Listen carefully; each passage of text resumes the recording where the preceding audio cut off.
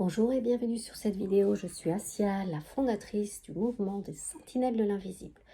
Aujourd'hui, je réponds à la question: combien de temps faut-il pour devenir un véritable intuitif?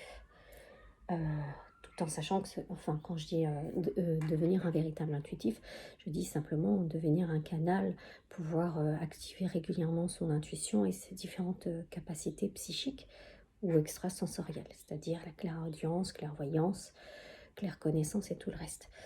Bah, c'est intéressant parce que en communiquant de manière régulière avec ma communauté, je me suis rendu compte qu'il y a une croyance qui pense que, en fait, pour devenir un véritable intuitif, il faut du temps, il faut des années.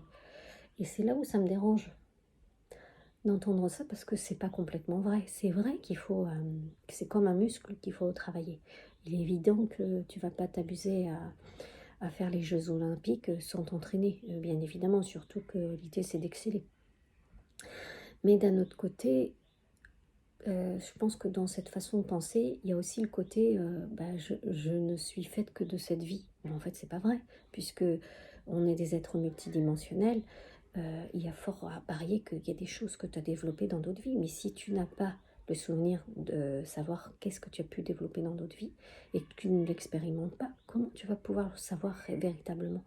Il y a beaucoup de gens qui reviennent avec des mémoires d'oracle, qui ont déjà utilisé leur capacité psychique dans d'autres vies. Il est bien évident que dans cette vie, ils ne vont pas repartir à zéro. C'est des gens qui vont peut-être galérer un petit moment, quelques instants, pour pouvoir connecter, mais une fois qu'ils seront connectés, ils pourront aller beaucoup plus loin que ce qu'ils avaient atteint dans d'autres vies. Donc c'est là où je trouve que c'est quand même dommage d'avoir ce type de pensée parce que c'est limitant.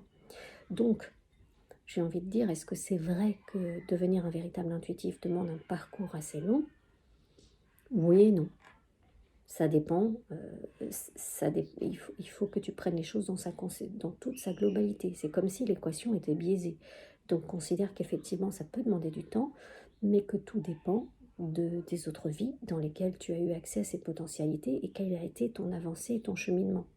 Donc, je forme de nombreuses personnes à ouvrir leur perception, tout en n'écartant pas dans mon esprit que je peux aider des gens qui, à un moment donné, pourront faire beaucoup mieux que moi et beaucoup plus que moi, et ça, je leur souhaite. Pourquoi? Parce qu'ils auront simplement réactivé des potentialités, ce qui est logique.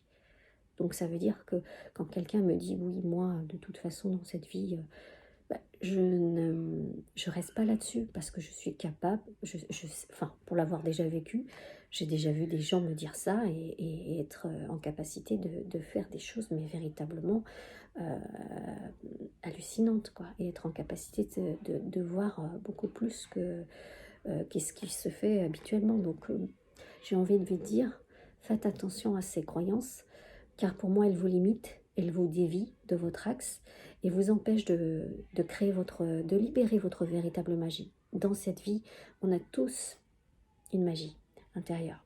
Et à l'image d'Harry Potter, vous savez, quand il découvre les baguettes magiques et puis ils se sentent puissants parce qu'ils ont cette baguette magique, mais chacun cherche sa baguette magique, alors que la véritable magie, c'est celui qui est porteur de cette magie-là. Ça veut dire nous. Et c'est pas la baguette n'est que l'extension. Mais j'ai envie de vous dire la même chose si je devais transposer dans cette vidéo. Ça veut dire quoi? Ça veut dire que vous êtes votre propre magie, mais pour en connaître l'étendue, je vous invite tout simplement à ouvrir votre champ de perception et à expérimenter pour pouvoir libérer cette véritable magie et voir où vous en êtes dans cette vie. Voilà, j'espère avoir été claire sur ce sujet, mais en tout cas, ne vous limitez pas, s'il vous plaît, parce qu'au final, on n'est pas des êtres limités, on est des êtres illimités. Mais alors tout dépend du point de vue de là où on démarre. Si du point de vue de l'être, on est des êtres illimités. Du point de vue de l'ego, du mental, on est des êtres limités. Maintenant, je vous invite à vous positionner au centre, à la source de votre être et de libérer votre véritable magie. Je vous dis à bientôt.